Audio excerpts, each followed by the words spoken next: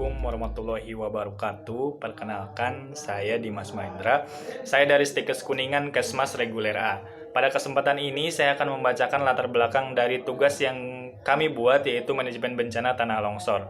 Sudah tidak bisa kita pungkiri lagi bahwa Indonesia adalah negara yang kaya akan bencana alamnya. Hal ini tentunya berkaitan erat dengan kondisi Indonesia yang berada pada cincin Asia Pasifik dan juga ada pada pertemuan lempeng-lempeng besar di dunia.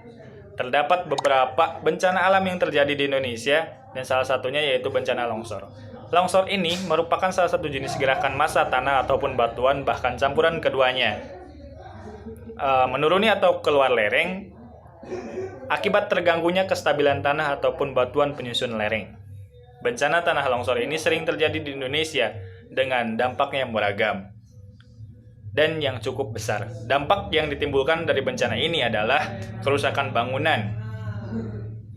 Bencana tanah longsor terjadi karena adanya gangguan kestabilan pada tanah atau batuan penyusun suatu lereng tanah atau batuan, atau pencampuran keduanya menuruni keluar lereng dan kemudian mengubur manusia, rumah, ternak, lahan pertanian, ataupun yang ada di lokasi tanah longsor.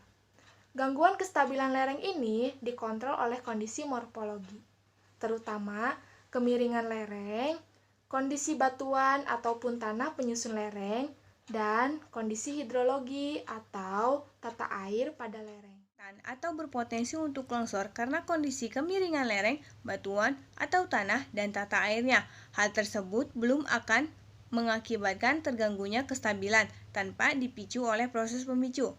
Proses pemicu yang pertama, terjadinya peningkatan kandungan air dalam lereng. Yang kedua, adanya getaran akibat gempa bumi, ledakan, penggalian, getaran alam, dan kendaraan. Yang ketiga, peningkatan beban yang melebihi daya dukung tanah. Yang keempat, pemotongan kaki lereng secara sembarangan akan mengakibatkan lereng kehilangan daya penyangganya. Terjadinya longsor seperti munculnya retakan partikel pada tebing, munculnya air tanah secara tiba-tiba, air sumur di sekitaran tebing menjadi keruh, adanya longsoran batuan-batuan kecil, terjadinya lapisan tanah atau lapisan batuan yang miring ke arah luar, terdapat retakan yang membentuk tapal kuda, terdapat rembesan air pada lereng, terdapat pohon dengan batang yang melengkung.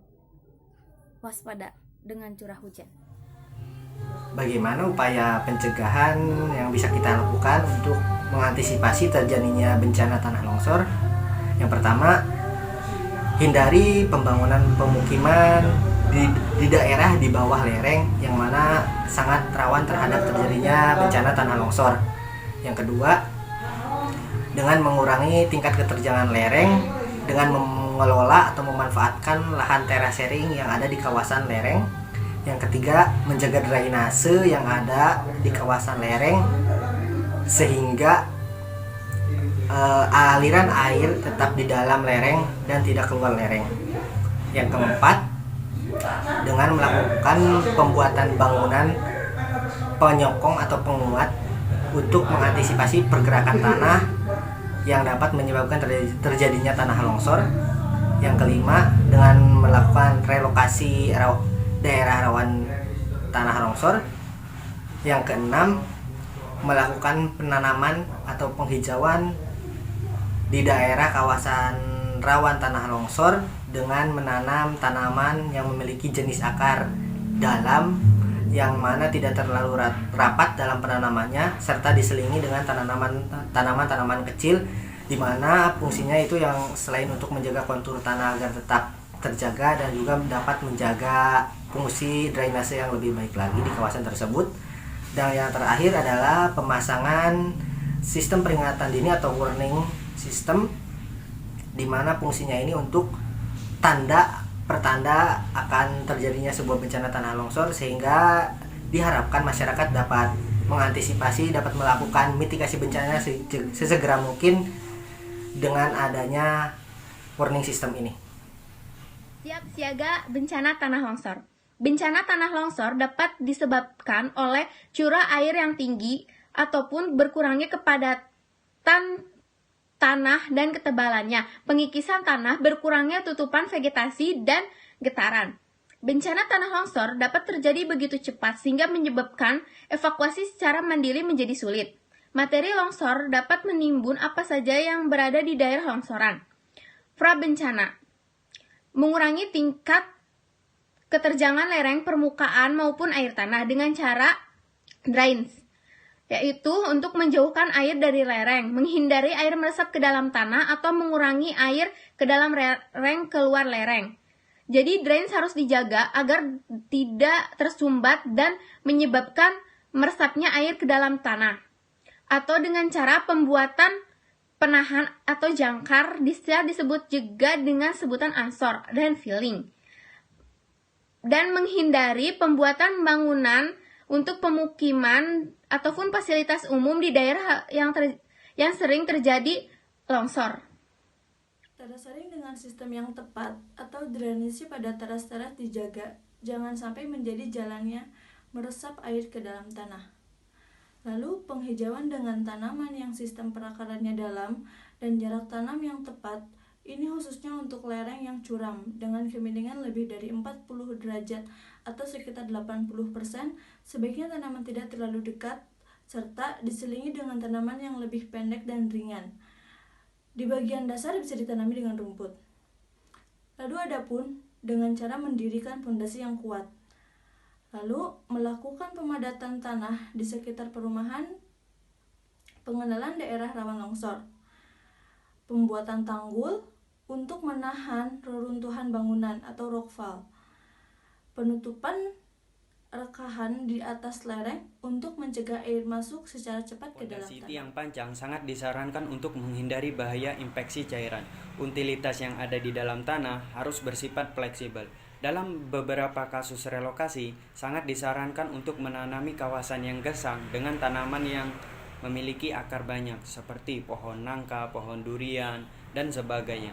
Tidak mendiri bangunan permanen di daerah tebing dan daerah tekstur tanah yang tidak stabil. Membuat selokan yang kuat untuk mengaliri air hujan. Waspada ketika curah hujan tinggi, jangan mengunduli hutan dan menebang pohon sembarangan. Saat bencana longsor, yang pertama, segera evakuasi untuk menjauh ketika mendengar suara gemuruh atau datangnya longsor. Yang kedua, segera evakuasi ke tempat yang sudah ditentukan saat mendengar sirine longsor. Lalu, apa yang harus kita lakukan setelah atau pasca bencana longsor? Yang pertama, hindari tempat atau lokasi bencana longsor. Yang kedua, ketika terjadi hujan setelah bencana longsor, maka antisipasi bencana longsor susulan. Tahapan mitigasi. Dalam tahapan mitigasi, menyajikan informasi visual tentang tingkat kerawanan bencana alam geologi di suatu wilayah sebagai data dasar untuk terhindar dari bencana. Yang kedua, ada penyelidikan. Dalam penyelidikan, mempelajari penyebab dan dampak dari suatu bencana sehingga dapat digunakan dalam perencanaan penanggulangan bencana pengembangan wilayah. Yang ketiga ada pemeriksaan. Dalam pemeriksaan, melakukan penyelidikan pada saat dan setelah terjadinya bencana sehingga dapat diketahui penyebab dan cara penanggulangannya. Yang keempat ada pemantauan. Dalam pemantauan dilakukan di daerah rawan bencana pada daerah strategis secara ekonomi dan jasa, agar diketahui secara dini tingkat bahaya oleh pengguna dan masyarakat yang bertempat tinggal di daerah tersebut.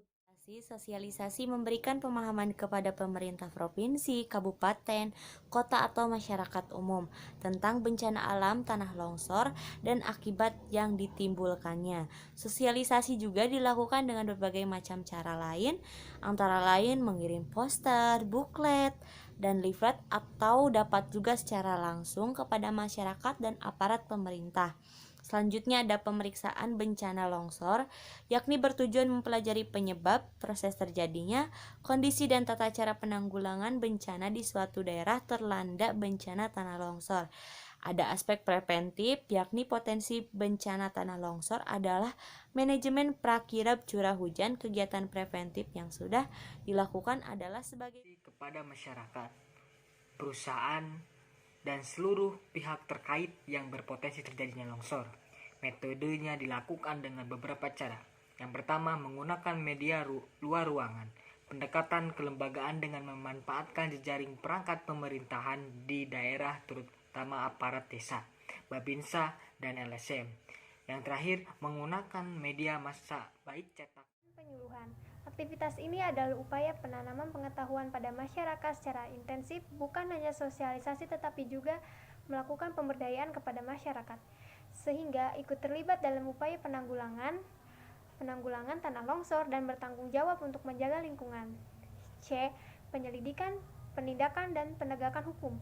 Penyelidikan dilakukan dengan melibatkan unsur pemerintah desa, SKPD, pemerintah kabupaten, kepolisian, hingga ke hakim. Bahwa dalam hal ini perlunya kerjasama antara aparatur negara dan masyarakat dalam upaya mencegahkan dan penanggulangan tanah longsor. Perlunya kegiatan terasering secara berkala guna mencegah terjadinya longsor. Persoalan lain adalah rumitnya pola koordinasi antar lembaga. Kendati ada satgas, tetapi kesatuan dari setiap lembaga belum menyatu. Dan ini diperparah lagi dengan adanya lembaga di luar satgas yang berjalan sendiri. Perlu adanya penguatan satgas dengan melibatkan instansi terkait lainnya seperti BMKG dan perguruan tinggi. Persoalan berikutnya adalah keterbatasan sarana prasarana yang berorientasi pada tindak pencegahan dan pemberdayaan ekonomi masyarakat. Untuk itu harus ada pelibatan semua pihak yang memiliki dan upaya akses terhadap sarpras. Sekian dari saya.